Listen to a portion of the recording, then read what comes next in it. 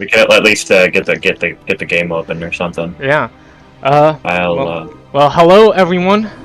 The stream is now starting. Sorry about the delay. I had a minute or two, or a few minutes of family stuff, but you know how it is. It's all good. Today is the last day of the group stages. After this, everyone will be placed into the bracket. And today we're finding out who's going where. We already know where half the players are, so these remaining players, this is it in a way. So we have up on the screen. I'm not sure if they're in the right order. I just made the game. Okay. The first game of today is the final two players from Group A, Mark versus Voyager. Hold on. Let me. That's my Discord, everyone, not yours. Let me. Each player with one win, one loss. That's how all the games are going to work today. Oh yeah. So these players are fighting for second and third place. Or, in layman's terms, who is going to start the second part of this tournament in the upper bracket, and who is going to start it in the lower bracket. That's what these games are for today. They're tiebreakers. For those who have been following at home but are kind of confused. Man, they are sending so many messages in there. Oh yeah, I know. Alright, so the final two players of Group A will be playing. Off the top of my head, I don't remember where these are going. I think the winner is playing Gianni in the upper bracket. Let me pull it up. Yeah, I'm pretty sure. Yeah, okay. Right. So the winner is playing Gianni in the upper bracket, and the loser is playing Sloth in the lower bracket. Yeah, Will. Oh, my bad. Well, I don't think Voyager said they were ready, if that's what you're asking. Oh no, I mean like Will get in the lobby. Oh, yeah. I didn't even realize. For a sec, I thought he was hosting. Yeah, sorry, we're a little frazzled today, if you guys couldn't notice. We've had it's a busy day. Yeah, we didn't have our coffee yet. True. I don't actually drink coffee. No, you do. Oh, you're right. We didn't have our coffee, folks. Sorry, it fucks with our whole routine. Alright. Well, both players are ready. This is a Zerg versus Zerg, or a Zed versus Zed, if you're a European. And there's some friendly, competitive banter between the players in the in-game lobby. I think we're ready to rock and roll now that Will's in the game. Yeah. Not to be confused with unfriendly, uncompetitive banter. Yeah. I mean, this is kind of unfriendly with them calling each other jerk off and bitch, but whoever's hosting the game should let's get into it. All right. Let's get going. Alrighty. Here we go. This is go. our first game of the tournament on Eclipse, for those who are group finals before we enter the bracket stage. Oh yeah. So here we have, in the top right, the pink Zerg Voyager, diligently making sure all the workers go to a different mineral patch, even though I think one of them is on break. Very nicely done. Yeah. Yeah, one of them isn't mining. And in the bottom left, the brown Zerg, Mr. Marky Mark. Poop Zerg? So, I would say brown. I chose brown coffee because the Zerg. color of poo. Well, brown Zerg's not bad. Neither is pink Zerg. I'm a pink Zerg respecter. Both players are sending their overlords out like the good boys they are. And so far we don't have anything super weird. It looks like... Excuse me. I think Voyager is just a little behind with keeping the money low because I think they were floating larva or something. But it doesn't matter too much. Let's see what it was saving up for a... seems like Mark is going to go for a 9 pool here. Almost certainly a 9 pool. Yeah, okay, and there it is. Okay. And, this is kind of Mark's signature move. Yeah, signature move is the 9 pool speed. And I was wondering if he was going to do that again, because I think this is kind of Well, there's the gas, but we don't know if this is a speed or if he's going kind of what I did against Johj, where he's just going into layer. And Voyager also getting a pool. Their marks is a little ahead, but that doesn't really matter in ZVZ because, well, the pool will be done anyway. Yeah, the time it takes for the links to get across the map. And I have to say, this is a rematch from, I think, the second Yoinky Splanky 2 stream. By the way, the Overlord's passing. Oh yeah, and 9 full speed coming up. Yeah. But this is a rematch, and last time Mark just showed up and Voyager didn't have any lings or anything. But this time I'm suspecting it'll be different. I'm really hoping that this gets back to a kind of more standard game. Yeah. I believe that's Mark, 6 Zerglings cooking up right now. Yeah, Mark just got speed, or Burrow, theoretically. I want to call attention to how he pulled the drones off of gas. He'd now put one back on. But if you're going for a fast speed, pulling off of gas just for a little bit is always very nice, because like you don't need gas after you get speed. So Matt, how good is 9 pool speed in the ZVZ matchup? Well, compared to other ones. It's good in the fact that it's a 9 pool. 9 pool is the ZVZ meta. Oh, hold on, a Hydra Den. Interesting. Yeah, but we'll talk about that in a bit. The ZVZ meta is like 9 pool, stuff that counters 9 pool, and stuff that counters the counters to 9 pool. So the 9 pool is good enough where it kind of shake. What? Oh, yeah. Respond to chat. The 9 pool is what like shapes the meta in a way. Now 9 pool speed, I generally prefer going for 9 pool layer. Sunken Colony gets up in time. These Zerglings not gonna do much. I think Mark pulls out.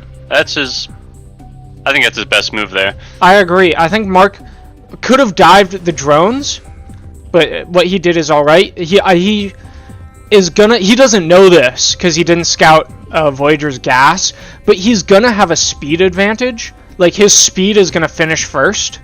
Oh, and there's a layer. Interesting. So I wonder if he's gonna use that to his advantage in some way. Pulling back to defend is very smart, but I'm really interested to see this layer. You know what it might drones from Mark. You know what it might be? I'm calling it right now. He's teching to lair for lurkers. Yeah. I think that's a smart move because like lurkers and kind of hydras as well just like lose to a good player going mutas. But the thing about lurkers is they eat Zerglings. Like, you thought Marines were bad against lurkers? Wait till you see what Zerglings do against lurkers. Yeah, but also the thing about this matchup specifically with lurkers is there's overlords everywhere, so detection is a lot easier to come by. Yes, but it doesn't matter because lings, like a million lings, will not beat a lurker in a good position. So. Ooh, Voyager going for a backstab here. I think this is also good. This is just an assault. Yeah. Oh, and look at this! He's luring the lings with these two. Very smart. Voyager is going to get a pretty big advantage. Very clever play. He's going to get up. I wouldn't go for the hatchery, but yeah, going for the hatchery is an okay move because there's really no bad move. But I think it would have been better to go for the. Oh, this actually is bad. He has to turn around and fight these lings. He had a huge advantage there, but yeah, even if he. Oh my god, man! I think he had a big advantage there, but he did not take the best use of it. I think the fight would have gone okay if he switched from targeting the hatchery to killing the lings, or if he just ran into the main. But now Mark is like, oh, I can't really play around as much. Let me make some more lings. So he's got a whole bunch.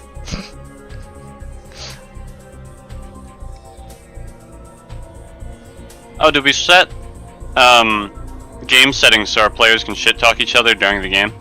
I think either way they're not. Mark luckily notices these lings coming in. They're trying to finish the job, but I don't think this wave is gonna do it. First Hydra comes out. Yeah, and Voyager did have vision of the Hydra, so if he's astute, then he knows something's going on. But I'm not sure if he has that level of knowledge. I'm not sure Mark even really has the level of knowledge of like Hydras are weird in ZVZ. But Voyager taking an expansion of his own. Voyager, Mark is up expansions, but he's not mining. So in Voyager he's not mining from his expansion, and Voyager has 2 hatcheries in his main. So honestly, I think Voyager is in a way going to be ahead once his hatchery gets up at his natural, because he'll have 3 bases or 3 hatcheries.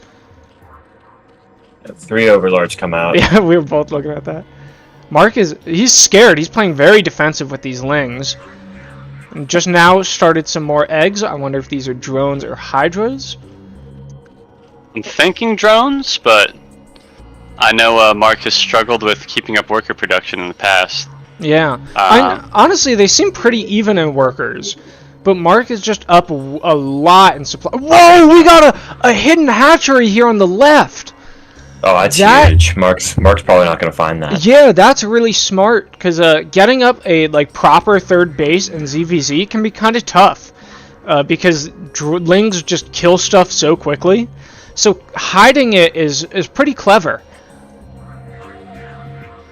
And Voyager, I think, is okay.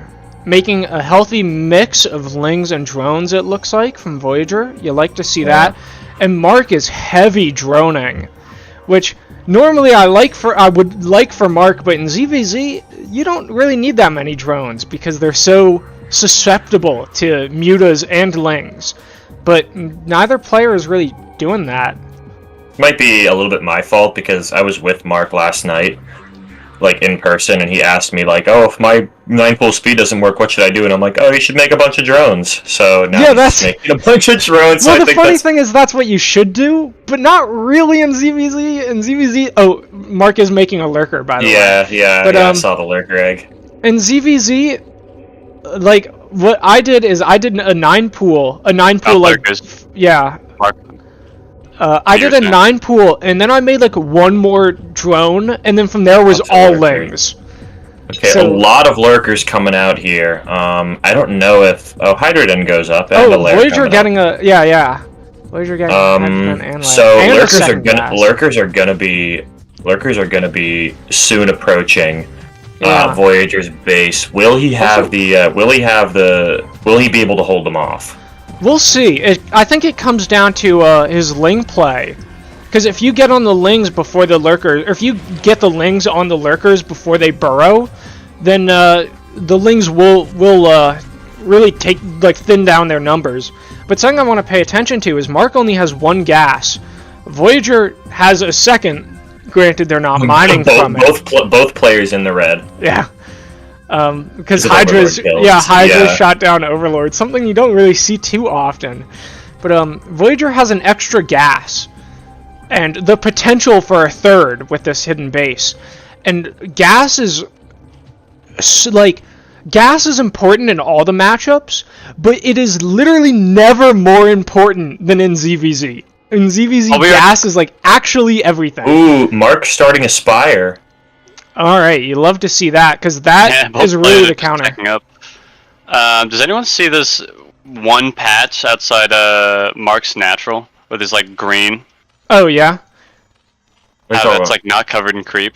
Yeah, I don't know why that is. It could be for any reason. That's a little weird. That's weird. Well, we were talking about lurkers, though. How do they fare against sunken colonies?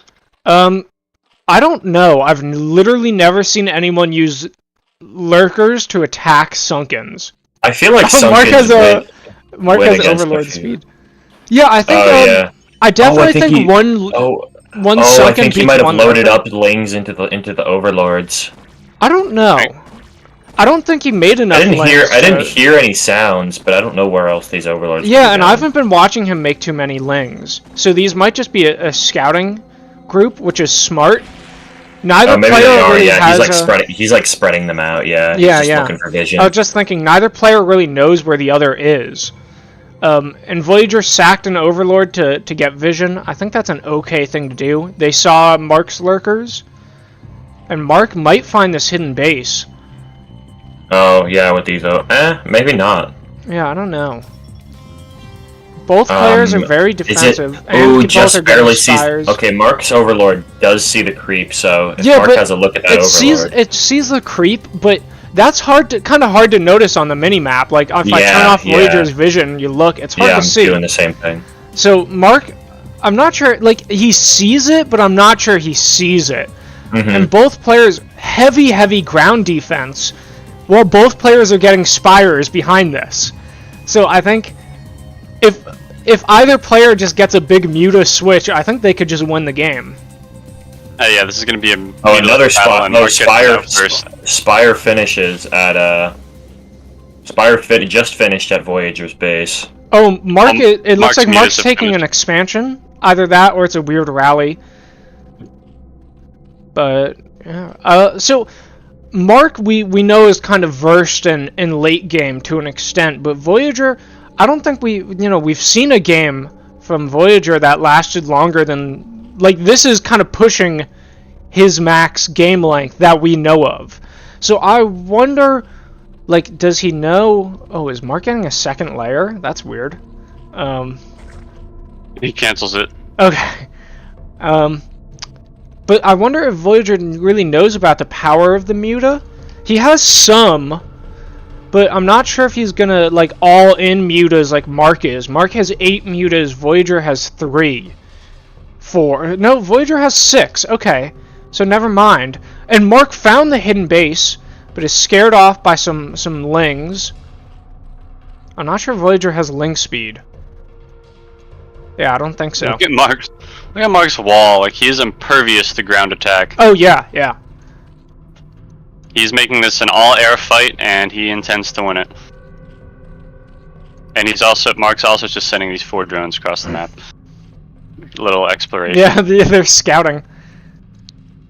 This. Mark, when we told you to make more drones, we didn't really intend for you to use them like this.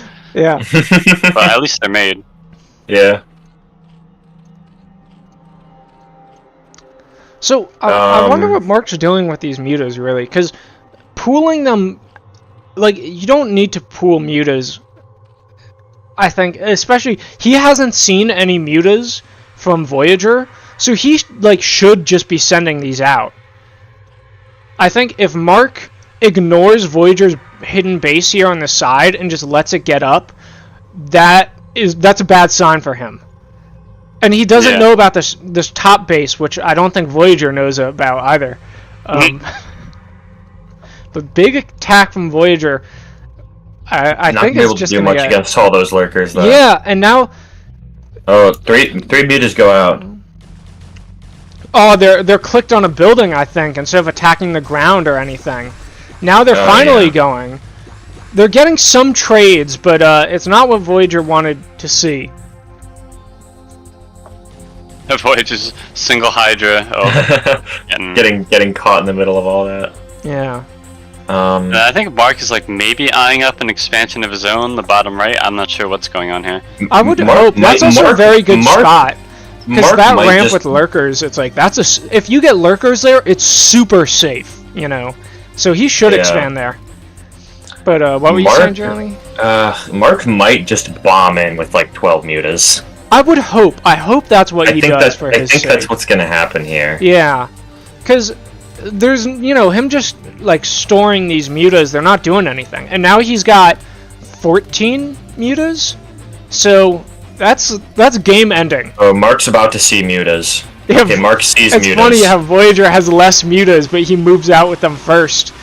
Okay, so Mark now knows he has mutas. Yeah. Actually, Voyager has 9. Oh, and there's a full control group moving out of mutas. Flying in formation. See it all. Voyager actually has 10 mutas total, which isn't. Well, it's a respectable amount. It's respectable, but he just bled 3. 3. So Mark's trying to clump them, but you can't really clump mutas if you have 12 of them. You need to have 11 and then something else, like an overlord or a lurker. I love doing it with lurkers. Mark has 3 hatcheries at his 3rd. Defense. Oh, wow. He flies in, checks out the situation. Honestly, doesn't want to commit to a muta fight, which I think is alright. Oh. takes out this lone Muta, which is smart before it regroups with the rest of them. I think alarm bells are going off. Yeah. in Voyager's base. I mean, Mark saw a big clump of Voyager's mutas and was like, "Oh, I'm not going to engage." But little did he know he had double the amount of mutas, so he could have engaged. And now Mark's running away. Okay, good. He's really turning around. Yeah. I think maybe that was just regrouping. You think Voyager will make Hydras here? I don't know what the correct move to do is. I guess Hydras, because they're a lot cheaper. Oh, counter. Voyager going in with a counter at Mark's main. Yeah, I didn't even realize. But they're targeting, I don't know what they're targeting. I guess a Muta now. They're targeting that one Muta. Yeah. Mark's presumably making Mark mutas, doesn't have any Hydras though. So this one Muta is all Mark has. Oh, that's Spore Colony's gonna kill all these mutas. At Voyager's base, Mark isn't paying attention and he's bleeding mutas that Voyager's making last minute. And also to that Spore Colony. What? Oh, did he lose some at the natural? Yeah. Some mutas. So I think okay. I definitely think Mark is still ahead, like especially if you look at the supply, but he's not as ahead as I thought he would be. You know, I thought he'd kind of end the game there, but Voyager's smart counterattack caused just some chaos, which gave him an opportunity. And Mark jumping on two more mutas. They're just on vacation, it seemed like. Well, they got their job done. So I don't think so. The job was not done. Well, no, they harassed the main. That's done enough. Although they could have done more, you're right. Scouting Hydra. Voyager sees, ain't no way I'm ever getting in from the ground. Mark droning up, making a queen's nest. I like to see it. I like Hive. Hive ZVZ is always really fun. But I think Mark can end it before Hive, especially with Voyager bleeding units like this. Mark you think we'll see Hydra Ultralisks?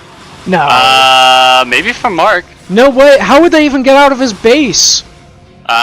He'd make them his triple hatchery in the bottom right. It's the Overlord production facility, and a whole bunch of drones just popped out. Yeah, Mark droning up hard, which is smart, but also I think it's smarter to just end the game. Voyager, I mean, Mark doesn't know this, but Voyager is up in bases, which means he's up in gas, which means eventually Mark is going to run out of gas. I know he has 1,500 right now, but eventually that's going to run low. So he's going to have to stop making mutas, but because Voyager has so much potential gas income, he won't have to stop making mutas.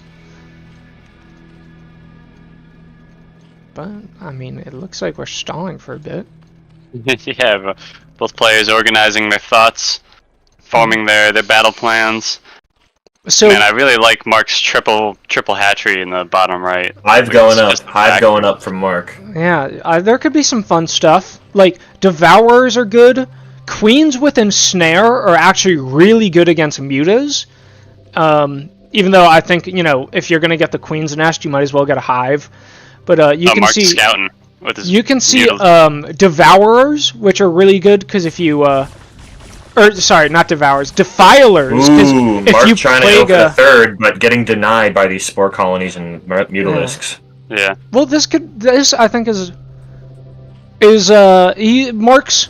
This is a feigned defense because Mark can really just fly around this and then attack the back of this mineral line, but these spores are enough to scare Mark away, and that's all that really matters. But I really hope that we see a greater Spire from Mark, because I said this before when I was talking about the Defiler, but the Devourer is awesome.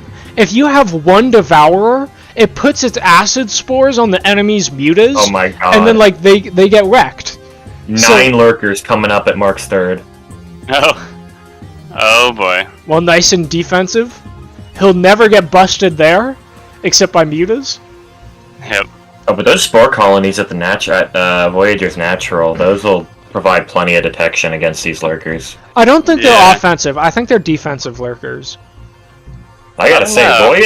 Voyager is playing much better than he did in his last game. Yeah, I'm impressed. And I also want to kind of call attention to... Greater Spire coming up, and 2 Ultralisk Caverns. Nice. And 2 Ultras? Ultralisk. Okay. Ultras are okay, but the problem with Ultras is they kind of just lose to Lings.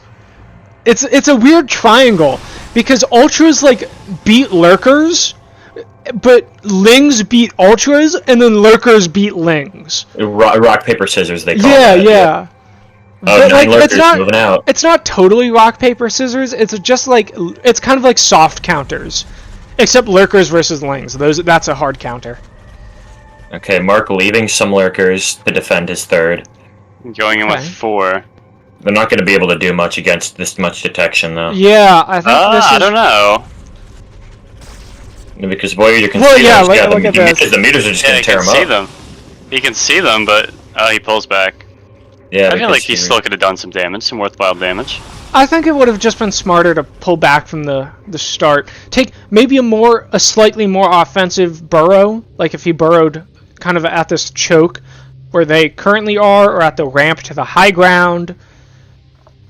Or maybe, I don't know. I feel like the left side is way too big to burrow. And look at It'd this be proxy interesting to hatch. see- It's an interesting Oh, proxy yeah. hatch. Yeah, I see it. Interesting move. But I just kind of want to call attention to how many hatcheries Voyager has. I think he has more than Mark, but that's really smart. Something I love to see a new player do, especially because, like, I'm sure Voyager is looking at his money and going like, oh, I have 2,000 monies, I should spend them. And how do I spend them? More hatcheries. It's smart. Oh, Voyager amassing a large amount of Mutalisks at his fourth, though. Oh my god, I didn't see Oh, those. yeah. That's like almost 2 control groups, I think. He can win the game with that if he goes into Mark's main. Yeah. Mark But- does not have the anti-air to deal with that. Yeah. This This might be... is a pretty back and forth game, I gotta say. This might be... Oh, but where are all those Overlords going? Mark's Overlords. That's like 12 Overlords. You see that? Yeah, I saw. at the I'm not top of the sure it's a map? drop. It might Or be. he's just hiding them, maybe? Maybe he's just kind of scout. But either way, he sees Voyager's 4th base now. And so Mark's like, Ooh, oh, I'm oh my down God, a base. that's- Oh, and he does that's have so- ultras. He's got ultras up at his 3rd. Mark does, not Voyager. Voyager, though, has a million billion mutas. And you Oh know my what beats God, that's ultras? like- A million billion mutas. And more mutas. Oh, here they And come. looks like Voyager is going in. Here Alright. they come. Going You'll love in, to folks. see it. I don't know if Mark can defend this. I don't think he can. But he might be able to counter. Here they come. And even more coming in to help. Smart on Voyager to try and send Zerglings to help out, but like they're not going to be able to do much Yeah. against that current. I The think. impenetrable wall. Oh, Mark is doing what I think he should have done, which is a counter attack. I don't think Mark can beat this giant Muta army, but he might be able to kill Voyager before Voyager can kill him. Yeah. Oh my gosh, so And many. Mark is moving up to the top. His main is getting Mutalisks. completely wrecked, but Yeah, Voyager's sending him more and more Mutalisks 2 at a time. I think Mark's going to try and go for a counter drop. Going to load up Zerglings, maybe. both players have 1 armor on ground. And Voyager has 1 air armor, which air armor is super good for against mutas, because each bounce does -1 damage. So 1 armor effectively gives you +3 armor, because the muta attacks bounce. Well, Mark actually also has 1 air armor, but he doesn't have any living mutas, so I can't really check his air attack. Oh my gosh, this is resetting all of his tech. Yeah. Well, he still I mean, has he the still has hive. the Queen's Nest. That's true. He still has the Queen's Nest. And the hive just went down, so all his tech actually is reset now. There I'm not it is. sure Oh what my Mark's- gosh. I'm not sure what the out is for Mark at this point. Big. Yeah. Hydras, maybe? Oh, wait, no, he lost his Hydra den. Defiler, question mark? I guess. That's all I can Defilers think would of. be good because plaguing mutas would take them down, but he can't even make defilers because he doesn't have a hive Well, no, anymore. he can't make them anymore. But Yeah, I don't think he can make anything. What can he make? Queens? yeah, Oh you'd my have gosh. to. And Well, Voyager's still making more mutas behind this. that's Yeah, that's it's the setting move. That's a smart move. Oh, Mark's Voyager taking played- hidden base up at the top. Oh, wait, never mind. That's Voyager's base. Voyager's expanding That's so right funny. below Mark. Mark has lings there, but Voyager doesn't care. God, and Mark's Voyager going in making even more. Mark This is- Ultraless counterattack in the middle of the map. Do you guys see Yeah. this? Oh I think my this god, is, 10 ultras. Mark Gonna should go have for a done base this trade. a little earlier, I think. I think a base trade is his only out, really. Yeah. But I think, this might be Yoinky Spoinky's First second. upset. No, I'd say second upset. I would say Michael versus Blue was an upset. But and Voyager has +2 air. Mark armor. was hiding his Zerglings I'd up love there to to see help with the Ultralisk push. Yeah, he's regrouping everything Yeah. for this last attack. But even if he destroys this main, the game's not going to end. Yeah, but he could be on even footing. In a Maybe. way. Because I don't I mean, he think does have Voyager so much knows in the about bank. the bottom right. Alright, here they go. Oh, and look at the supply. Mark consistently ahead in Not supply, but now he's... Not quite Fine. A-moving. Scourge, even Yeah. though there's... Well, they're okay. Crashing into an Overlord isn't that bad. Oh, but never mind. Mark has Mark 200 max Mark should be supply. sending in those Zerglings behind the... those lurkers behind this. Oh, never mind. Voyager Voyager knows finds- where Mark's base is. He might have known this whole No, time. he has the Overlord. Yeah. He has the Overlord I there. might have He's just had the missed it, but- He's had the Overlord there for a while. Yeah, I just missed it then. Well, it looks like Voyager Mark... ranked up since his last game. Yeah, I'm impressed, I gotta say. How did Voyager get this good in like 1 week? Hey, I mean, I think I'm just the skill differences from him before and him now, I'm not surprised someone could level up that much in a GG Good is good called. game. Great Although- game. Yeah, there he is. All right. Well, that was a fun. Wow. That was a fun ZVZ there. And that's probably going to be our longest EVZ for a long time. Yeah, there's That's a real it. possibility. Yo, Jason, you gonna join into Jason? this next one? What are you talking about? Just to All right. commentate? so with that game over, we now have in the upper bracket G-Man 334 versus Voyager. And that, I think, is going to be in 2 weeks, because the next week we're starting in the lower bracket. And speaking of the lower bracket, we now have 2 Yoinky Sploinky 1 veterans of Sloth versus Mark. An Very anticipated match, to Yeah, be sure. yeah, a much anticipated matchup. So, Voyager saying that in the channel. Voyager not realizing he's saying in same game GG y'all. yeah, I mean, that was... in the StarCraft channel, like Oh. the Brood War channel, like public channel. That's hype. Well, good for him. Broadcast You know, the it's world. always nice to get your first win and rewatch the cast.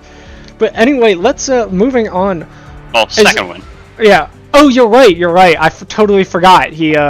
Voyager beat Well, the our next legend. game for tonight is Johj versus Mariposa. Yeah. So I believe I can make it. I have the replay. okay. Yeah, I also have the replay. But this one, well, as we said, is done from a replay. This is from Group B, my group. Zerg versus Protoss, I believe. And Yeah.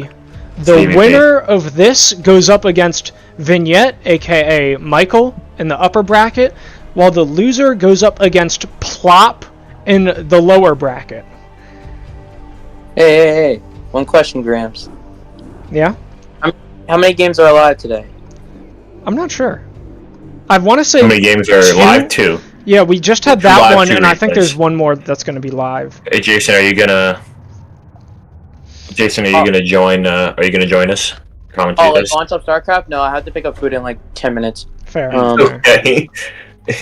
Voyager says, insane game, GG to all, GG to my amazing and talented competitor. It was tooth and nail all game and amazing thanks to the commentators. If you want a post-game interview, misspelled, I am of course available. Yeah, let's do it. iTurn review. Nah. Yeah, I don't want to, because then we'd have to We give don't give. want to hang up the precedent. stream Yeah. with other live competitors. We'd That's have the to only have reason. a- It wouldn't be fair to the other competitors Exactly. if we gave them one. And then if we Yeah. gave everyone one, well, like Yoinky You Splinky would one, be here another half hour. the You'd be stream. here for Yeah. another hour. Well, let's get into this one. So I have to say, I don't know the results, but I will know, or I will say, Mariposa might be happy either way, because, or maybe not him, but competitor Plop said he wanted to play Mariposa. So if Mariposa loses, then they play in the lower bracket. There you go. But I mean, I don't know. He might win. There's a real chance. Let's get this into it. underway. All right, here we go. This is ZVP. also this is another one I'm excited for, because neither of these players have really had that long games either. But In the top right, we have the purple Zerg, Johj, against our orange Kazeposa, the orange Protoss, not really a typical color form, Mariposa. Yeah, I have to say before this, I think kind of going into the tournament, I would have definitely favored Johj, because they are coming from like StarCraft 2 and they kind of have a background in that. But Mariposa has been doing some practicing. I know they're kind of one of the more workhorse players, so I'm interested to see what they come up, because they also, I could be wrong with this as well, but they also are practice on their own instead of coming to the commentators for practice. That's so right. I wonder what. I'm already liking what I'm seeing. Yeah, here. I'm already Fast liking what I'm seeing, but I wonder what they cook up. Like, what do they, playing against the Zerg bot, think, like, this is the best line to victory? Johj doing at least an overpool, because the Overlord is cooking, but we don't know for sure. But both players are having a clean start so far. And I think Johj is going to do a 12 hatch or an 11 hatch. Yeah, at least an 11 hatch. I like both Okay, at Forge. 11 and 12. Forge fast expand from Mariposa here. So- This is a more defensive opening, Yeah. but it's completely valid. Some people prefer gateway first. All this is just like staking a claim for this natural. The Forge is going to allow Mariposa to build cannons, which will make him safe to take his expansion early. That's all this play is. So, but as the Protoss versus Zerg expert, what do you think of the wall? Well, it's hard to say because the wall's not complete. It needs a gateway above the Forge, and is that what we're seeing? We're seeing a cannon on the far side of the wall. Personally, I would not recommend this, because if the Zerglings are attacking Mariposa, Mariposa gets the scout. what's a weak point of this wall would be that the Zerglings can just run to the cannon and maul it. Mm-hmm. I have to say, as a Zerg player, if I were, say, playing Will and I saw him wall like this, I'd go heavy lings. I'd just be like, all right, I'm gonna go 3 hatch, and 3 cannons. with 3 cannons, that might actually be different. Yeah, I agree. 3, I think, changes it a little bit, but either way, having them behind a Forge and a gateway, like a gateway here, I mean, you guys can't see where my mouse is, but the stream chads know. A gateway here really locks it down. Although I think this gateway position is not terrible, because it makes it harder to like run up the ramp. You have to go even further around the gateway. So it's not terrible, but again, it would have been better to have gateway here and then cannons like here behind it. But anyway, Mariposa. Oh, look at this pylon up by Johj's potential third. Oh man. Also, Johj running out. Maybe proxy tech. Yeah, I think proxy is always fun. But even if it's not a proxy, it's not terrible, because you can see when they're going to expand. They have to kill this to expand. Now, granted, Protoss is spending 100 minerals to do that, but, you know, it could be alright. But let's Alright, watch. these first Zerglings Yeah, coming let's in from watch these Johj, lings but coming in. they can't make it past this many cannons. 3 cannons is unusually high. Most Protoss usually just opt for And a 2, fourth. and this is a 4th. 4th is, I'm gonna Insane. say, it's not an obscene amount. It's just a lot. I think Oh yeah. more than it needs to be. Especially because Mariposa doesn't really have anything other than the cannons. Like these, Yeah. each cannon is a zealot and a probe. So, I don't know. That must have been a misrallied drone or something. But Mariposa is spending a lot to get this many cannons. And look at this. He's making Another proxying the cannon. Interesting. Creep colonies from Johj. Not a bad. I think it's a good idea to make the creep colonies, and it's not a bad positioning. And he's gonna find this cannon, but he's gonna find it just a little too late. Oh yeah, sees the what- cannon. yeah, Lair going, exactly. lair going up from Johj. Yeah, 3 hatches on 2 bases is okay, but at 5 minutes, the Zerg is really low on bases. I'm just gonna say it. In this matchup, I start my 3rd base at like 2.5 minutes. So not having a 3rd base started at 5 minutes, it's not that bad depending on what you're doing, but it's definitely like you're definitely a little behind. And Johj also morphing these creep colonies, I think out of, I'm not gonna say paranoia, but playing, I think, overcautious. Because at the moment, I don't think Oh, those Zerglings are gonna destroy Mariposa this cannon even has- and this No, pylon. Mariposa has 1 zealot. a But- single zealot, I don't Yeah. think you need Yeah. 2. Johj takes down the proxy cannon and the probe that went with it. I think that's good for him. I hope he expands like right away. But also, what I was gonna say, Johj never scouted the lack of zealots. He knew there was a gateway, and he didn't have any defense. So I understand why he got these creep colonies. Now, if I were in Johj's shoes, I would have seen that Mariposa has a bunch of cannons and gone like, all right, every single cannon is 1 less gateway. So I don't have to really, be too every scared. 2 cannons is 3 less. Spire going up from Johj. Every Yeah. 2 cannons is 3 less zealots. So, No, so I wonder about the Spire move, because I think I heard that Johj used a little bit of mutas in practice against Venuz. I don't remember who said that when, but I kind of remembered that, so I'm not entirely surprised to see it. And Spire's a decent play, and I wonder where he's going to do, and I wonder if that part of that comes from his StarCraft 2 knowledge. I know StarCraft 2 is a little different, and I don't think that Hydras are a unit that you can play in PvP or multiplayer StarCraft 2. Zergling run by. Yeah, Limited you and get the run Exceed. by. Gonna annoy these workers a bit. In my This is opinion, worth. Yeah, he lost 12 lings, but he saw there was no 3rd, saw how many zealots there were, 4, and killed 2 workers. That's all right. Like, I think I'd say that's officially a worth move. Now that might And be this is Zerg cope, but that's worth. Third base going up from Third base Johj. third base going up from Johj, but also I think this is another reason you want your cannons behind your forge, because that way they're closer to your base and protecting your workers if a run by does happen. Not only Because does right now- Johj I have, think sorry. Mariposa is a little afraid to block his base in, which is understandable. But by the time you get Dragoons, aka the worst pathing unit in existence, you can afford to kill the cannons in the way. So not only does Johj have mutas cooking up, but he's also working on air attack upgrade. And so is Mariposa. Mariposa is getting air attack and Corsair. And Corsair. So How good do they fare against each other?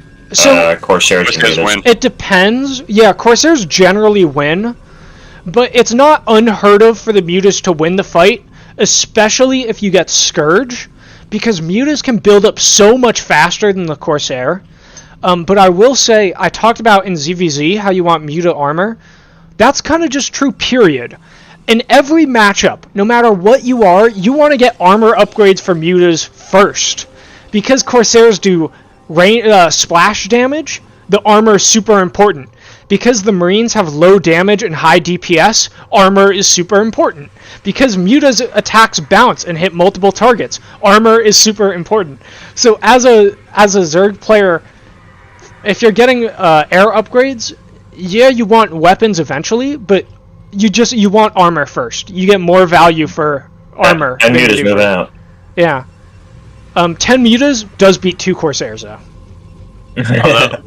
And also tucking into Hive. That's smart. Behind this. I like to see the Hive tech.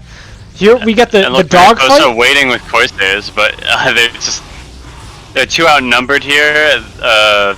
He could retreat to his cannon field, but his cannon field's a little out of position. It's not guarding the workers. Yeah. Thank God Johj just pulled away. If Johj fought those cannons, I would have cried. Like, because Dragoons do reduced damage to Mutas.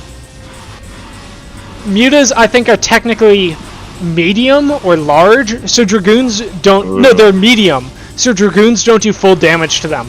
So Dragoons are really bad against Mutas. Yeah, Mariposa's worker count just plummets. And this is looking like an almost irrecoverable situation here. Irrecoverable. Yeah. But not all hope is lost. He has... This Corsair could be the hero Corsair if Mariposa controls it well. And it doesn't look like he's really doing it, but the Muta showed mercy. Yeah, the Zealots are... Oh, and you know, I have to say the Corsair, I know 100% is not a unit in StarCraft 2. Unlike the Hydra, where I'm not sure, the Corsair isn't. So, Johj might just be like, what is this thing?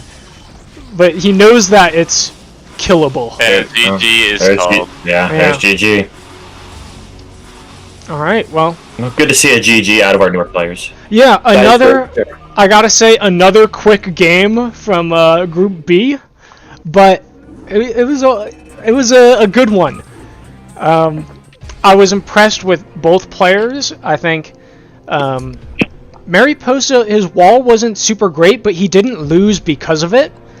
And he was making the right moves, such as like making Corsairs. But I think what he did wrong, it's like he didn't really pressure with his Zealots, and he didn't really pressure with his Zealots. And, there's so many things that like... PvZ is just a matchup of information. You really need... Both players need information on each other, or you'll have these situations where as a Protoss, you'll just get blindsided, either by mass Hydra or mass Mutalisk. And if you're not prepared for either, you can just lose the game, like what we saw here. Yeah, and I mean... You know, Mariposa shouldn't necessarily feel bad about that.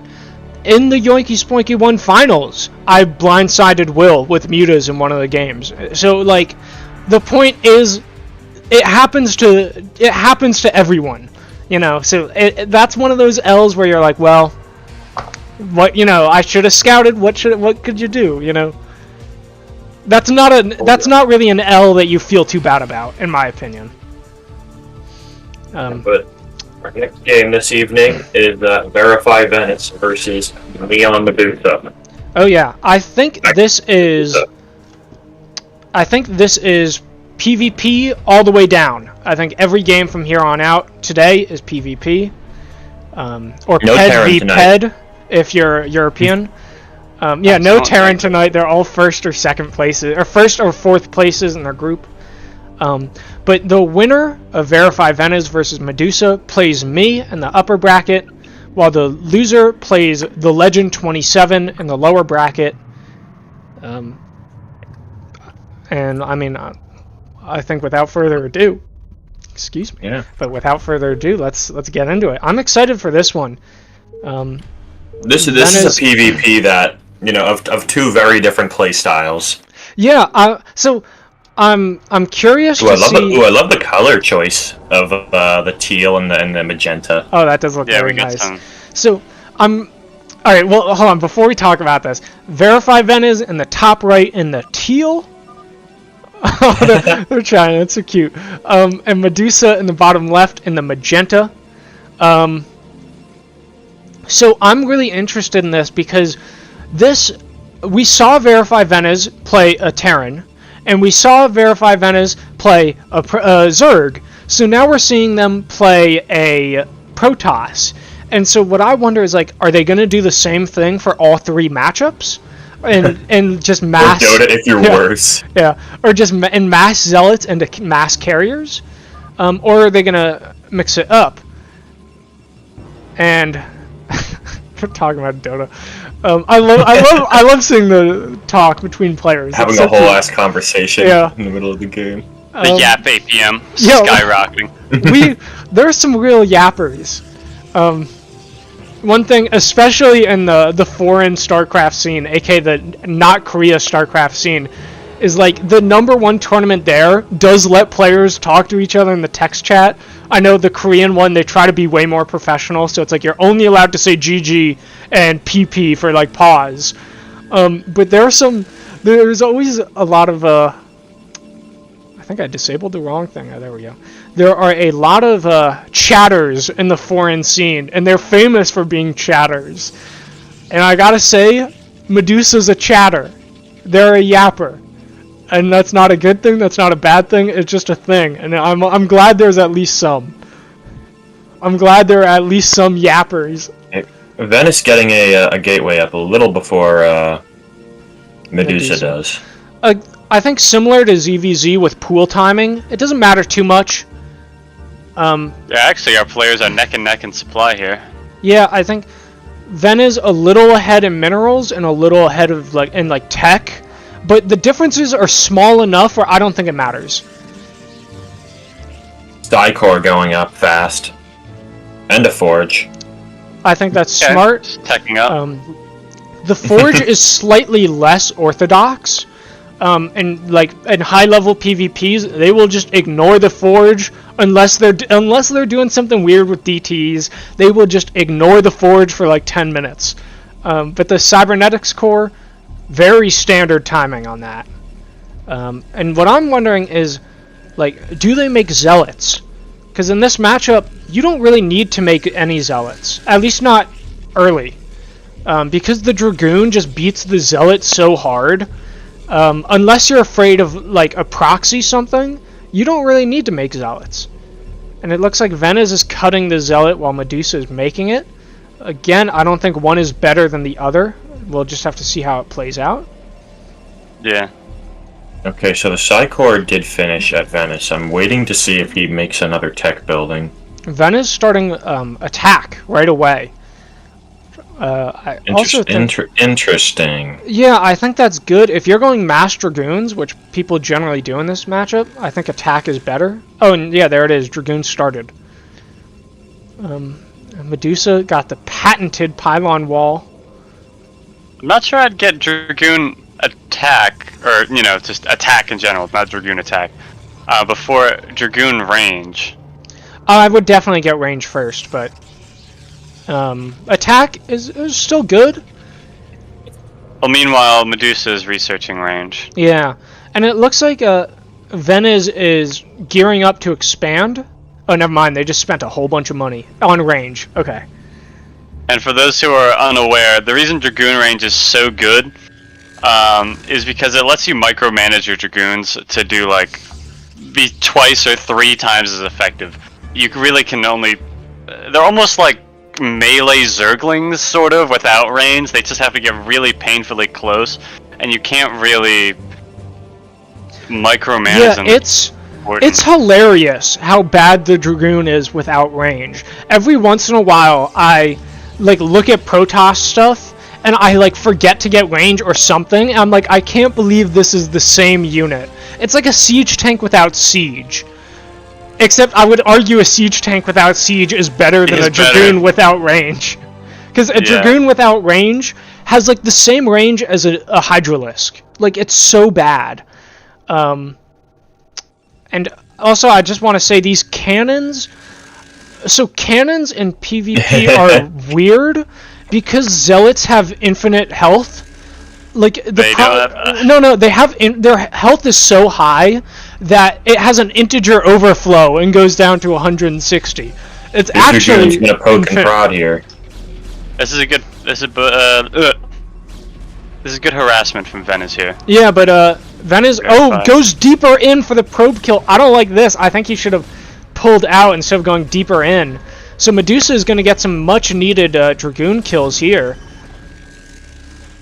And Medusa's expansion is up faster. So Medusa, I think, is slightly ahead, but not far enough ahead to really win the game. At least not right now, yeah. On workers for the moment, so I don't know. It's not set in stone really. Anything like you said. Although Medusa does have more gateways. Closer. Could it?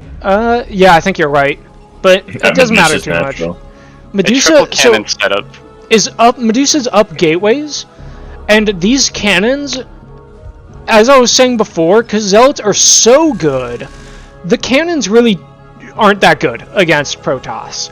They are good because they detect invisible units, aka the Dark Templar, but as for using them to like actually defend stuff, a gateway with Zealots is a gateway, and making Zealots out of it is better.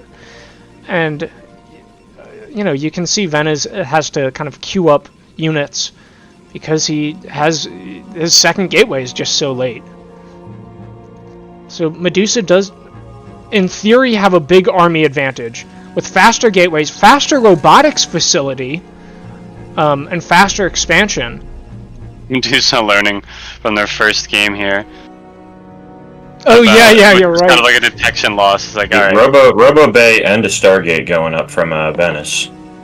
And Medusa moving out with this small, like Split 4 up. Dragoon and 1 Zealot force, but I think they're going to go splat on these cannons. Well, I think if Medusa pulls back, it could be she could win the fight. Oh, look at Venuz pulling back to lure them in range of the cannons. This isn't really what you want to see from Medusa. Yeah, we're gonna leave that at least fight. gets a cannon. Yeah, a cannon and a half, but like, it's not what you want to see. Dragoons. Yeah, cannon rebuilt. That was an L. Yeah, that was a less than ideal trade. And what is this? A 4th cannon? Yeah. Also, I have to say, I really want to see Venuz go carriers, because I'm still anticipating it. The only situation in the world where scouts are good is against mass carrier. So let's hope. I mean, Venuz is getting an air upgrade, so yeah, I think that's evidence of it. Yeah, so carriers, there are many ways to counter carriers as a Protoss. Mind control, as you can get a Dark Archon and steal their carriers, is really funny. I think if the carriers are just in low enough number, you can mass goon. I think Archons are theoretically okay because of the interceptors, but the real killers for carriers are Psy Storm from the High Templar, Stasis from the Arbiter, and Scouts. Observatory coming up from Medusa before Venuz. Yeah, I don't think Venuz really needs some more. Is concerned about and it. There's the fleet beacon. There's the fleet beacon. Yeah, it looks like VerifyVenuz's signature here. It's just expand several times to get the gas support for your carrier fleet, and then just explode onto the map. Yeah, Medusa has a sizable amount of Dragoons, though. And Medusa has way more only one more. I thought she had 4 gateways. Never mind. But with 3 gateways, Medusa, and you can see this, has more army than Venuz, because Venuz only has 2 gateways. After an infinite amount of time, Medusa will have an extra third of Venuz will have 2/3 of Medusa's army. And so it's a question of will she do anything? And there's the She's up, 2 carriers queued up right away. There's the carriers, and another Stargate goes down. Yeah, I think honestly, but Medusa with all these Dragoons could fare pretty well. I think Medusa honestly could end the game right now. I think Medusa has a game-ending amount of Dragoons if piloted correctly. If Medusa and a Templar Archives, does not fight in range of the cannons, I think Medusa can win the game. And there she goes, moving out. A little bit of hazing on that one goon.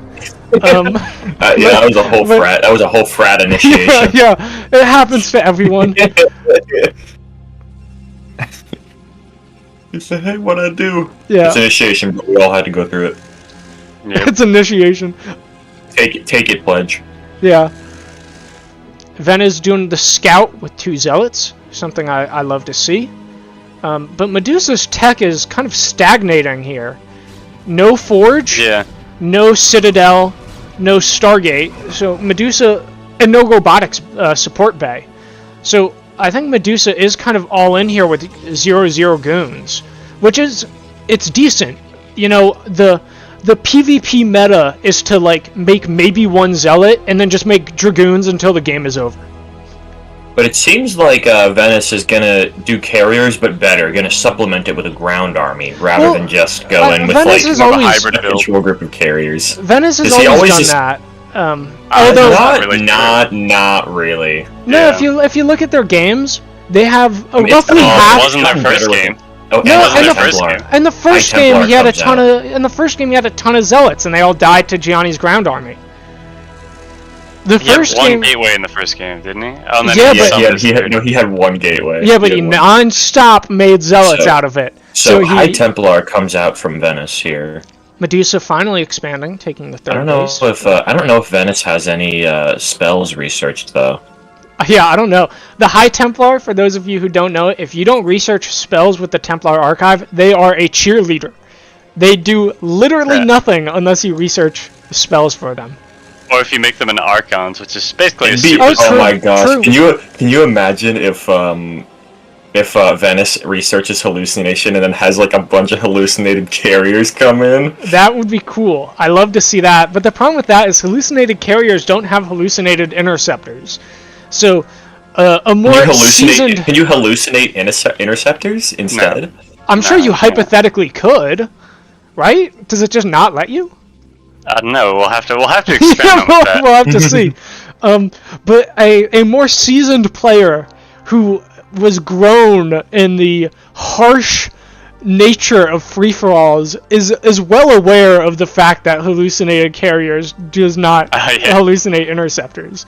It's come into play many a times in free-for-alls, but I'm not sure if Medusa knows. I want to applaud both of our players here for their high worker count. Yeah. Oh, Oh, yeah. yeah. Yeah, Venuz, Good on both of them for having Venuz such in high worker particular. count. If Venuz didn't make a single worker for the rest of the game, they'd be good. They'd be good on workers. Medusa, it could be a little higher. It's still very good. Yeah. But you really want high 50s, low 60s. So many dragoons coming out from Medusa. Medusa Yeah. finally getting +1 attack. And it's funny, you know, she had the robotics and the observatory for so long, but the observer is just now getting out onto the map. Man, goons moving out. Let's see. Oh, is Medusa gonna see these carriers right now? I don't know. I don't think so. I don't. Maybe. No, she sees the army. Oh, Oh no! spots the A carrier's in range, but I'm not sure if Medusa actually Barely. sees it yet. But there is a carrier in range of that, and 4 carriers is a lot. Although the Especially when interceptor supplemented count, with a ground army. yeah, the interceptor count is relatively low, but that can be changed easily. And Medusa getting some defensive cannons. I think they know about the carriers. And there's this observer off on the right, which I also really like, even though it's not seeing anything at the moment, and it could be positioned like just a tad better. Watching the flank with an observer is always a move I'm in favor of. Oh, Medusa's getting air attack, and has a dancing goon here. It's alright. Oh, Zealot's doing something. Sometimes your goons just need to dance. Oh yeah. Dance, dance, dance, dance, dance, dance. Man, both players almost mined out of their main. Yeah, well, that's what happens when you have a lot of workers. I think they should transfer workers to other bases. I think, you know, Well, if you're on top of it, your base mine's out at like 16 to 17 minutes. Well, you did not notice it, but there's been this little zealot explosion from VerifyVenuz here. Do you see all these zealots here? Yeah, and the zealots Yeah. just took out a the scouting zealots- probe. yeah, the- So Medusa and knows. they're getting set up here. Medusa knows, but if Venuz attacks, Medusa wins that fight, I think. Without the carrier I think support? that's only if Medusa does not divide and conquer herself. Because right now these Dragoons are split off in like 3 separate control groups. It's the flank. Basically. Look, the zealots wait, are going to what come in, sound- and what then sound there's effect did I going just to hear? collapse. Oh, Arkin. Making an Arkin. An Interesting. Arkin. Archon. At the natural. At the natural. At the natural. No, there's an I in it. Archin. Oh, Venuz. These zealots look like they'd go for the Oh, very dude. smart. Peels one off to check for the third, while the rest take the fight. Gets a nice flank. Medusa coming in with the supporting goons. Ooh. Well played from her. I think. Oh, wow. Alright, now Big fight. most of Yeah. the Dragoons are together, but there's still about 50% of them are just waiting in the main. And it doesn't. Medusa pulls back. It doesn't make that big a difference, I think, because Medusa kind of just smashes us anyway. But Did lose Dragoons to that. Yeah. That won't be able to help fight the carriers. yeah. And Will, I'm curious. Do Arkans? In your do Arkans opinion, have spells? Archons have what? Do Archons have spells? No. No. Okay. Oh, Dark Dark Archons do. The Templar has spells, and the Archon attacks. The Dark Templar attacks, and the Dark Archon has spells. It's like they kind of swap. Okay. But anyway, Will, I'm wondering if there's a fight, do you think it's more valuable to use your Dragoons to target their Dragoons, or to target their Zealots? Because I feel like it's probably better to target their Zealots, right?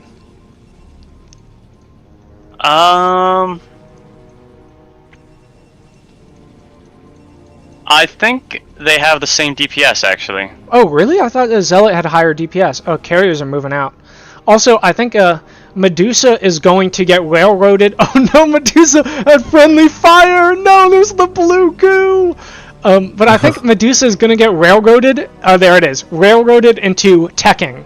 Because as a Protoss player, you can only get +1 ground upgrades until you have Templar Archives. Okay, Venus mined out. Both players mined out, have not moved their drones. I mean, their probes. Oh, Venus moving his probes, I guess, over to one of his expansions.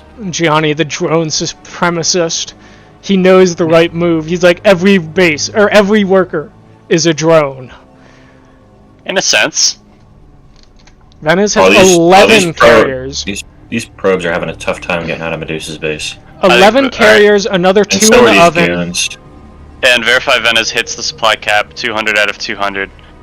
Yep. Which is not a great sign for our Medusa fans out there, but I think Medusa still has a chance here, as long as she techs Psionic Storm fast enough. Because right now she started a Citadel of Doom. Well, here comes the Death March. But Oh, and those are leg speed zealots. Without Psionic Storm, there's going to be A massacre. So- Medusa won't be able to trade efficiently enough in order to beat this army. If she had spells, maybe she could trade efficiently enough to beat this army. But right now, her units are divided in 3 separate locations. Medusa needs this army on the low ground, and I think leaving the group at the 3rd was an alright move, but now she needs to pull them. They're needed ASAP. These Dragoons are going to be able to help against the Interceptors. Yeah, but this is a defeat in detail. There's 3 small armies instead of 1 big one. And Yeah, I agree. 1 big one is exactly what Medusa needs here, and How good are Archons against other units? Archons PvP. are In in PvP. PvP. They're okay. Storms! Yo, Venice storms the worker line. That's the money move. That's the win more move. Like, I'm winning, I'm gonna win more. Even though it's really not necessary. Yeah. So I At this think point it was not necessary, but Archons, I think in late game PvP, they're pretty good, because late game PvP is kind of all about the Reaver, and Archons are a way to like mitigate that. But I'm also not too sure. Like, I don't know why they're good, but they're good, I think. I mean, I've heard them explained simply as they're like super zealots. They're almost melee. They just have slight splash, not a lot, just a little bit. And that's just a simple way of thinking about them for most applications. Yeah, but My frames. Imagine lagging in a 20-year-old game. How old well, is this game? that might be a frame rate issue. Maybe they didn't host it on a good frame rate or something. Who knows? Just sorry, this This- guy. Cartoon mode. Oh, you'll love to I see it. forgot that Venus plays in cartoon graphics. I'm a cartoon respecter. Pop up the money, let's go! We love people being dedicated to Yoinky Splunky enough True, that they actually true. buy. Anyway, nasty. just one more thing about the Archon. I've seen a few high-level Protoss versus Protoss games get Archons, but like it's like 2 out of 100 or something. Most games end before they would theoretically be useful. So they're kind of like battle cruisers in Terran versus Terran, where like once you get to a certain level of play, you just don't see them, even though they're in theory good, because the game ends before then. There are 12 carriers. Yeah. So, Very scary amount. like, what could Crashing. Medusa have done differently? Well, I think in a way, play the player, not play the game. Venuz has gone carriers now 3 games in a row. So if I were Medusa, I would honestly hard counter carriers, although it's not always obvious what the hard counter to that is. But also, you know, putting aside that, Medusa could have been a little more aggressive before. Like, she was aggressive with her army and lost it to the cannons, which, again, I think she could have, like, pulled those back away from. But also, there was a point where she just had a stronger ground army, and she could have attacked before the interceptors were, or before the carriers were ready. Carriers have the longest startup time, I think, in the game, like, because you have to individually make the interceptors. Not only do carriers take forever to make, but they take forever to make 8 interceptors. So if you attack before they're ready, that's really how you counter a gateway or a carrier using. And I think Venuz says expand a bit more. I think that's always a good move, but I don't think that's what killed that's why Medusa lost. Both players have 8,000 minerals, and you know when you're at 8,000 minerals, you don't really need to expand. But yeah, I kind of agree. Like, if you win a fight, you should be expanding or attacking. Medusa won a defensive fight and then didn't really do anything. And that's an easy pitfall for many players. It's like, when you win a fight, you got to attack. Yeah. Or, I mean, maybe not attack, but you have to either attack or expand. No, Medusa can come back here. Yeah, here's how Medusa's Medusa can going. win. 1/10 of Venus's supply. Oh, here they come. I've done it. I've won a game with 0 supply before. Shut up!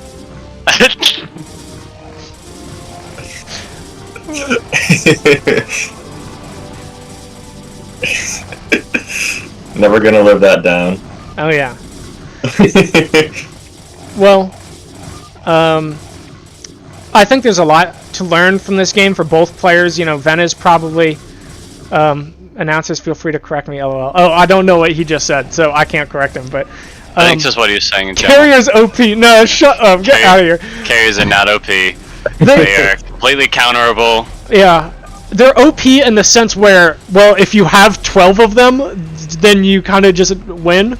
But they're counterable in the sense where, like, well, if you're active, you can kill the person before they get 12 of them. Yeah, but if you have 12 High Templar, which are like 1/3 the cost, you're gonna annihilate those carriers. If Storm is casted well, yeah. So, you know, again, I'm always, we're kind of talking about this a lot, but losing to carriers is like actually, you know, Medusa is the perfect example of how to lose as a beginner. Like, what are the 2 things every beginner has to lose to at some point? Invisible units and mass carrier. So Medusa, already got both of those done. They're already done and dusted. Everyone else, though, you guys gotta lose to invisible units or carriers at some point. It's coming. Yeah, it's on the to-do list. Yeah. See, really, now Medusa's gotten it out of the way, and now she can progress in the tournament as Let me get this. as now a master of the game, as an expert. Yeah. A seasoned veteran. So anyway,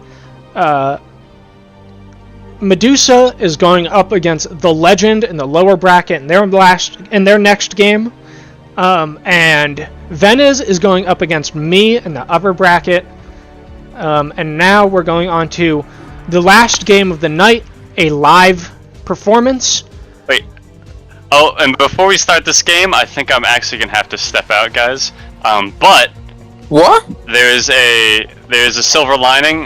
MicahMoose, a contender, is going to replace me because he's been begging to be in the commentator's role for so long. He's playing right now. He can do both. What? He can do both, bro.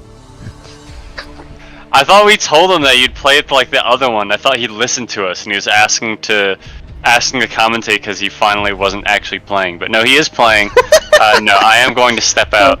God damn it, Micah.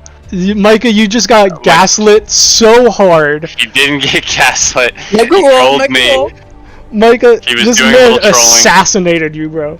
Also, oh, Blue's gonna go to the bathroom. Okay, so this is a rematch from the first games in Group D. I think this was the first game in Group D. Last time, Blue ended the game in 5 minutes by cannon rushing Micah. I really hope, not to say I hope Blue doesn't win, but I hope if Blue wins, it's not through cannon rushing, because, like, look, cannon rushing, it shouldn't work against a Protoss. But, as a beginner player, anything can work against you. Wait, what'd you say, Jason? Oh, I was gonna say, a tip for you, Micah. If you lose the same way twice, True. don't come back. Oh my god! Jason. Alright, guys, I'm gonna step out. Alright. Goodbye. I just spilled water on my will. belly. But My I think it'll be a great game. I wonder how it's gonna be. Yeah. Yeah. Also, I guess I should say, this third mysterious person in the call is Jason, aka J Ninja, who unfortunately could not play in the tournament, but is a great friend of the tournament and might be popping in more streams. You never know. Mhm. Jason, do you want to open up StarCraft? I will. Give me a second. I'll Pointing make it up. Alright, we'll make it quick because we got our guys are ready to go here. Yeah. My professor. No, Continue. no, go right ahead. I was gonna say my professor fucked up, so I had an extra day to do whatever I want today. Hey. Yeah, because everything that's due tomorrow, I did like 2 weeks ago. Let's go. But I just want to say, I think this is, again, a two-player map, and I think two-player maps have a really weird learning curve when it comes to cheeses. As a new player, I remember being like, two-player map, lick my lips, I know where they're going to spawn, I can cheese them. But now, I play on a two-player map, and I'm like, I can't cheese, because they're just going to scout me and see my cheese coming. Mm-hmm. And I don't know, I just wonder what you guys think on that. What? So do you think, are you more or less afraid of cheeses on a two-player map? And are you more or less kind of open to the idea of cheesing on a two-player map? You can go for Johnny. Cheesing on, I'd say it's more worrisome on a four-player map because you don't know where they are. On a two-player map, there's a lot more assurance in knowing where your opponent is. Yeah. And especially with these, I guess the weird layout doesn't mean much, technically. Mm-hmm. But I don't know. I think there are a lot of places to hide a proxy gateway. There are. Yeah. So there are still some cheeses, but I guess what you guys might be like, what do you mean counter cheese by looking? It's like, well, if you send a scouting worker and you go into their base and you're like, where is everything? This person doesn't have a pylon, or like this person has a pylon but no gateway, or this person doesn't have a barracks or something, then, you know, you think, like, they should have that, so it's somewhere else. It's not in their base, so it's somewhere else out on the map. And so, by seeing that, you can just be a lot more defensive. You can be like, okay, I'm not going to expand as fast as I planned. I'm going to maybe make a second barracks or something. Like, you never know. So it's a lot easier if you're a little more knowledgeable with the game. It's a lot easier to counter some sort of early game cheese on a 2-player map, because you can just see what they're not doing, and what they're not doing is like normal, so you just counter normal, or you play what counters normal, which is generally some weird aggression, so you play super defensive. Yeah, waiting on Blue. Yeah, Blue's in the bathroom. I understand. It's like you don't want to have to go to the bathroom during the game. I'd rather Blue takes a break now than in 5 minutes during the game. Yeah. So you guys hear about Shark 5? Yeah, it's alright. Nah, bro, Shark 5 is hype. How about we talk about another children's movie? Gianni, do you prefer Toy Story or Toy Story 2? That is a very tough question, because, and I think Shrek 1 and Shrek 2 kind of have the same, not really problem, but like question of which is the better movie. Mm-hmm. Because Toy Story, but on the topic of Toy Story and Toy Story 2, the thing is with the quote unquote better sequels, it wouldn't be as good as it was without like the perfect setup from the first movie. And in Toy Story's case, it's tough. Personally, my Toy Story 1 is actually, I consider it my favorite movie ever. Okay, not what I think is the best. Better? Yeah. Which one I think is better? It's really tough. Okay, Blue's back, but okay, we'll talk about it while they're in the opening. All right, we're going.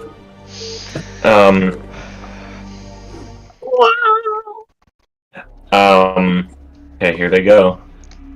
Let me. Big chomp of Micah. Restart. Yeah, what the fuck? Yeah, what? Should we? What Wait, should we why? do here? Yeah, they're both not moving. Well, one person's Well, moving, hold on. another one is not. Perhaps. I guess. Contestants were not ready. They want to restart. Oh, okay. Yeah, I was wondering. All right, I said we restart right. that. We'll restart. I mean, hold on. Let me We'll restart. Yeah. That'll be I think $12. Blue said he was back, and Gianni, I think, kind of right in a way, rightfully so. Assume that means he was ready. But that's why I always am extra sure. I wait for them to explicitly say when they're ready. But you know, no harm, no foul. Whoa. Big chomp of Micah.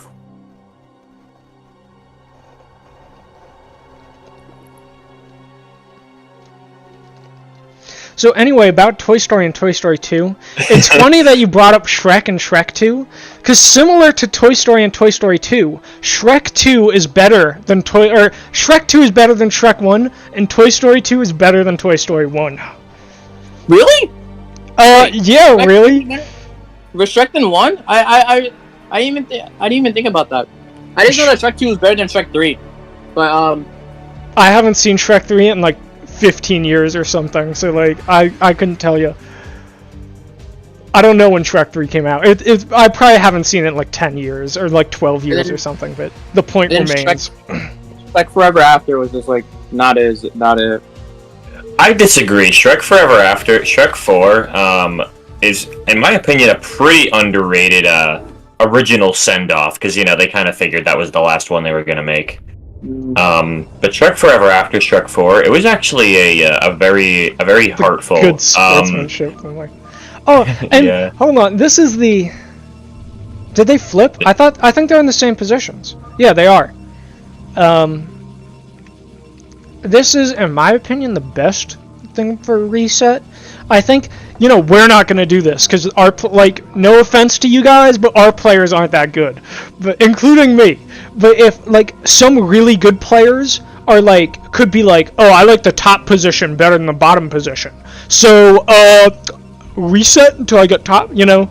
I don't think, I don't think that's what happened, and 2, I don't think that would make a difference at players at our skill level, but, it's also kind of crazy that... I'm glad that I think, at least, they're in the same positions. Mhm. I think Micah was in the bottom left and Blue's in the top right. But Blue... How much do you want to bet that Blue is going to cannon rush again? Or at least try? I think he's going to scout and see what's up. I heard through the grapevine his plan with Michael was to scout, and if he scouted first, he'd cannon rush. And so I wonder if maybe he's going to do the same thing with Micah. Obviously not if he scouts first, but like, oh, I scout and you, like, you look vulnerable, then I'll cannon rush. It's like, I wonder if he's going to do that.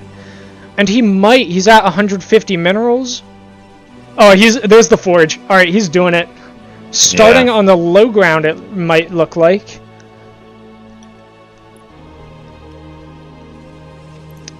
I wonder if it would have been better to start on the low ground or hide in the darkness up here at the Interesting top. place for a gateway from Micah. Big chomp of Micah. And Yeah. Simulator. Good luck getting goons out there in late game, lol.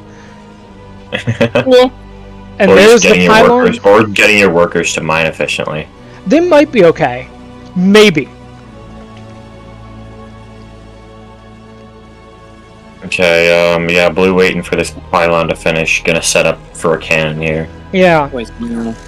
But with this gateway coming up, I don't know. I wonder what the plan is. Because is Blue gonna do like containment cannons down here, or is he gonna try to go up the ramp? I think, honestly, I'm not sure he'll be able to get up the ramp anymore. We'll see. Micah hasn't... Oh, wait, this isn't a replay anymore. So Micah could be working on his zone. We don't know.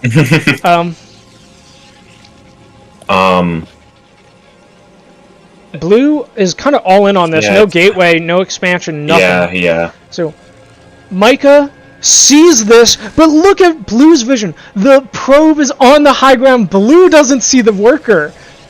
So Micah knows, but Blue doesn't know that Micah knows. Now they know. The pylon going up on the high ground. Kind of what I said before. I think this might be too late. Unless Micah just doesn't move his zealot. Micah's gotta shut this down before this gets up the high ground. Yeah. Is Micah gonna though? You're better than this. True. Like, honestly, the difference between winning or losing or right here is shutting this down before it gets on the high ground. I think if it gets on the high ground, God. It's not over till the cannon's done, but, like, Micah's in hot water. And he sees the pylon and cannon there. He knows it's coming. What's he waiting for? A second zealot? A second zealot's out. No, never mind. Dog, no way. Ain't no way Micah loses to this again. He's got 3 zealots! That's crazy, bro. Micah, go! 3 zealots win this!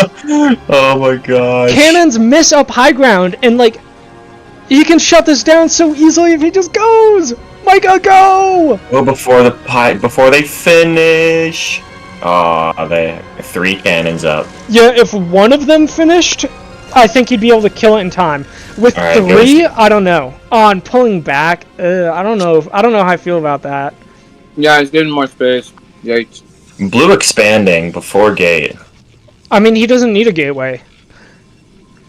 I guess. I'm not gonna lie. Micah's fighting an uphill battle. Yeah. Guys, Oh it's 100% funnier in this call right now. Oh, I believe it. I believe it. Oh gosh. So gotta be I so think funny in there. I don't think Micah lost, but I think he is losing. Like, it's he's got to turn it around. It's on him to turn it around. If he doesn't throw a cog and lose play. Look at Blue's worker count. Oh, that's Blue. In my opinion, Blue's strongest aspect. Blue's working count is insane right now. Yeah. Micah's not bad either. Micah's isn't bad, and like Micah's technically up in supply, but like Micah's still floating a lot of money. Micah, where's your second gateway? Where's your third gateway? Where's your fourth gateway, Micah? Come on. Hey, Micah, where's your eyes at? Oh my god. Fucking. And Blue pylon makes a wall. gateway. Blue makes a gateway right at the, on the top of the ring. You know, honestly, that's the way.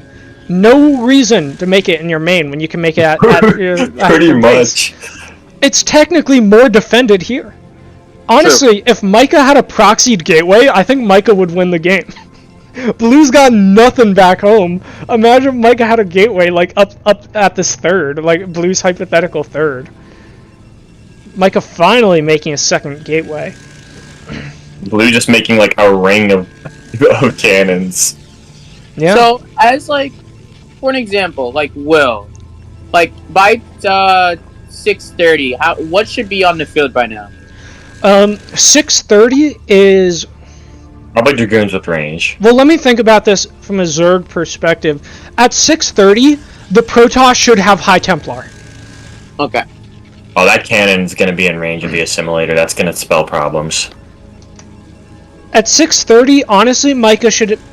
In PvP, you don't necessarily get 2 bases at 6:30, True. but he could hypothetically have 2 bases, another 3-4 gateways.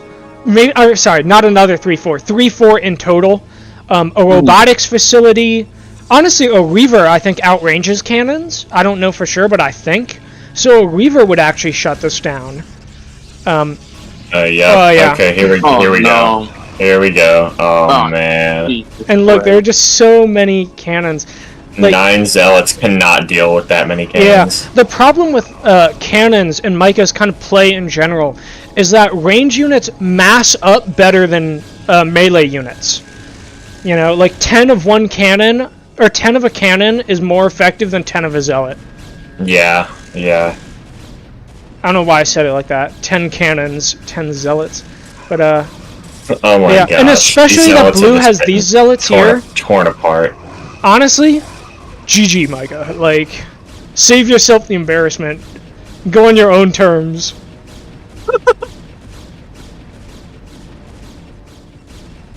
Disappointing, Micah. The assimilator about to go down.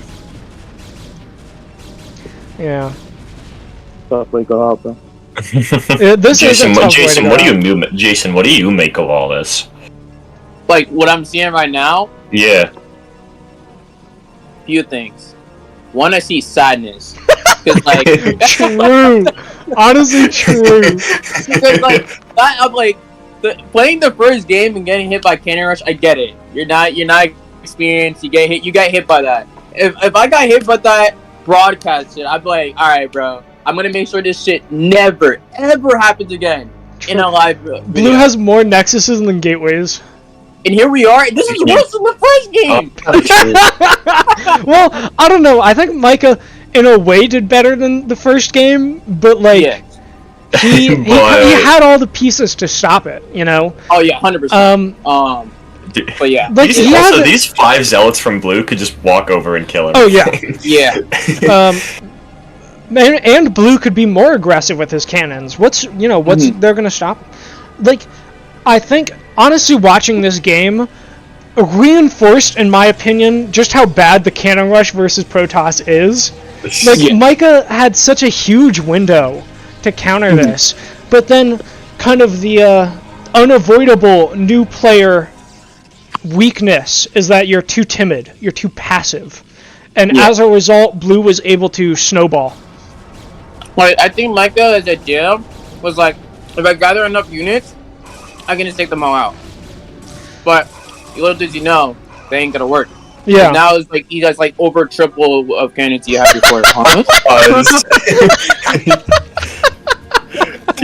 Fucking Micah. You resumed. Okay. Oh, you said sorry, Spawn. No, yeah, you should be apologizing. Oh, my options. He's clicking through the menus. Maybe something in the menu can help me. Micah, type like... power overwhelming. I feel like Blue is just gonna like keep him where he is now, while he just takes control of the entire map. He's gonna buff up everything he has, and then he's gonna kill Micah. Yeah, I mean, I think like Blue can win right now. I think Micah knows it, and I think Blue knows it. Oh, Blue's gonna use the probes to tank hits for the Zealots and Dragoons. Micah's pulling the boys, which is all right. Micah's going all in. I'm a pulling the boys respecter, I gotta say. But when the problem is, like, look at the supply difference. Blue's got double this man's supply, and look at the map positioning. Like, if you zoom out, if you actually zoom out, you can see a line of cannons and pylons connected from the top of the map all the way down to the bottom. Oh, I think they're going in. They're going in. Man, it's like using his workers. Well, no, I like it. You gotta go out on your own terms. That's what you gotta do. Yeah. Oh, this is rough, though. Not move commit. Not A moved. No, I think they were A move, but probes just like, if you're not microing probes, they're like glue. You know, they just gunk everything up. So Blue's what? That was everything. I don't know why Blue, just go in. In the wise words of Blue, walk in, big boy. One is lost. Well, on the bright side for Micah, he's not eliminated. He will be back. Yeah, so... Okay. Yeah, there we go. Wait, so... the Nexus. So... I thought this was like the losers. No, this is... So, we are seeding people into the bracket based on how they do in these games. And so... Blue was the Micah. Oh no, Blue filled it. Oh man, let's go. But so Blue is the second place player in Group D. So we place him in the bracket based on that statement. And sorry, I was alt tabbing to pull this up now, because like, let's be real, the Jewish people will never forget this. Oh, he's making more Nexuses. Oh, Blue, get out of here. That's disrespect. But anyway, Blue doing that. Yeah. I thought that was Micah. No. So, Micah's at 2 supply. Where? He's got 2 workers hiding in the pylons. Oh, I didn't even see those. Yeah, there they go. Hiding in the pylons. All right, so now they're okay. Well, is Blue? Come on, Blue. Blue, either please end the game or Micah GG. Yeah. So we have the final bracket right now. What it's gonna look like. Because, alright, I hate to talk like the game is over when it's not, but like, the game's over. So, yeah. I hate to be a little disrespectful, but like, there's literally nothing for us to talk about this game anymore. Yeah. That's not just, he's canceling the Nexuses. So a little, I think a little unprofessional, but like, alright, forgive me on this one. Do you guys really want us to talk about how Micah's getting goon range or something? So the final bracket, we have in the upper bracket, G-Man versus G-Man versus Voyager, me, aka Matty Is, versus Venuz, Will versus Blue, because Blue won this game right now, Vignette versus Johj, and then in the lower bracket, we have the first 2 games of next week. Or the first 2 games of the bracket stage, Plop versus Mariposa. Plop, this is Plop's dream match. He said he wanted this match, so let's see if he can deliver that one. Sloth versus Mark, and then we have the stream after that, Krabs versus MicahMoose, because he lost this game. And the Legend 27 versus Medusa. These everything from here on out will be best of 3s. Micah finally left the game. And okay, yeah, there we go. Yeah, so in the Discord, I'll make a thing, or I'll update the bracket and like post it, because right now I don't have a visual on that or anything. But one last time, G-Man versus Voyager, me versus Venuz, Will versus Blue, Vignette versus Johj, and then the lower bracket, Plop versus Mariposa, Sloth versus Mark, Krabs versus Micah, and the Legend 27 versus Medusa. And so I gotta say, of those, I'm excited for Will versus Blue. I've never really seen. I don't think I've ever seen these two play, and both play at a high level. So I'm excited for that. I'm excited for Vignette versus Johj, because Vignette is very good as a Zerg killer. I think he's a little rusty with it, but I think his level versus Zerg is kind of higher than his overall level. And I'm excited for, honestly, most of the games in the lower bracket. I think a lot of the upper bracket games, the players... Well, of course, I'm excited for my game as well, but I don't want to say that because, I'm always excited to play. I could be against literally anyone, I'll be excited for it. But I think the matches in the lower bracket, in my opinion, I think might be a little closer.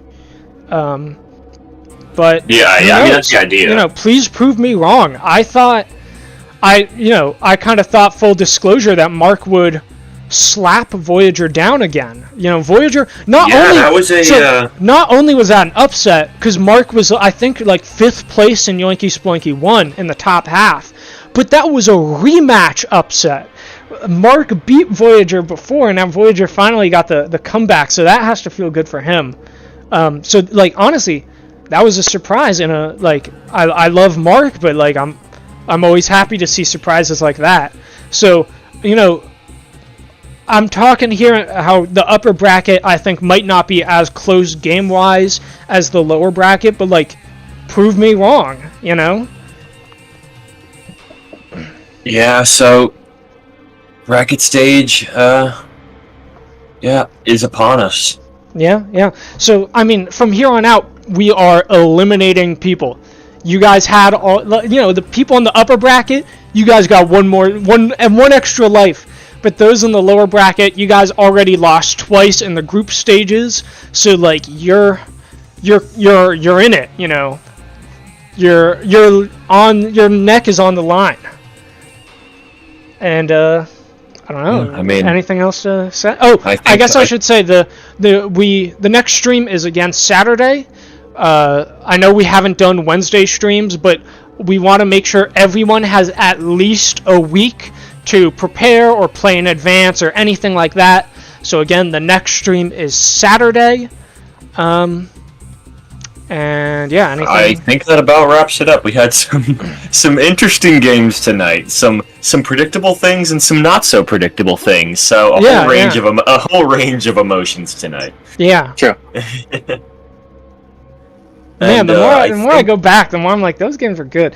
I hate to say it again, because I said this the last time they played, but the Blue vs. Micah game, it's look, if a game is a cannon rush like that, it reaches a point, at first it was entertaining, but then when you hit 5, 6, 7 minutes, it's alright, I'm ready for this to end. Sure. Yeah. So at a certain point, that game kind of dragged on for too long, but the start of that game, the first 5 minutes, and every other game tonight, very good, immaculate. So good night. Yeah. And again, everything from here on out is at least a best of 3. So you need 2 wins to win.